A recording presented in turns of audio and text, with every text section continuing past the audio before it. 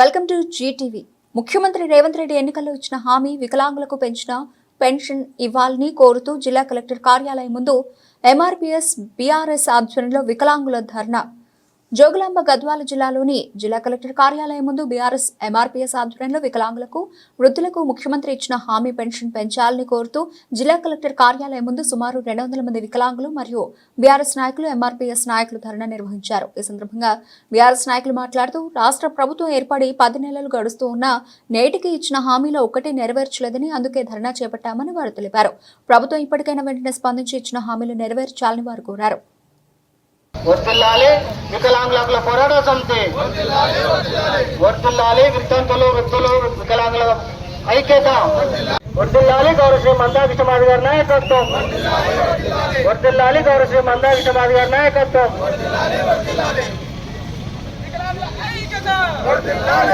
గారు ఈరోజు ఆ ఊరు ఎత్తడం లేదు కాబట్టి మహిళలందరూ కూడా చాలా మటుకు ఒంటరి మహిళలు అంటే చాలా మంది పెళ్లి కాని వాళ్ళు ఉంటారు, మిగతా వేరే రకాలుగా పెళ్లి చేసుకునే వాళ్ళు ఉంటారు. కాబట్టి వాళ్ళకి ఎవరు ఆధారం లేనట్ల తల్లిదండ్రులు లేని వాళ్ళు కూడా చాలా మంది మన రాష్ట్రంలో ఉన్నారు. కాబట్టి వాళ్ళంతా గుర్తించి ఒంటరి మహిళలు గుర్తించి వాళ్ళకు కూడా 4,000 పింఛను ఇవ్వాలని ఇలా తరఫున మళ్ళీ కోరుకుంటున్నాను.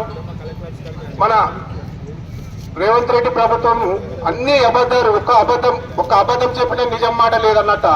ఒక్కసారైనా ఒక్క పథకం గురించి అయినా నేను పూర్తిగా మద్దతు ఇచ్చినాననే పద్ధతి లేదు.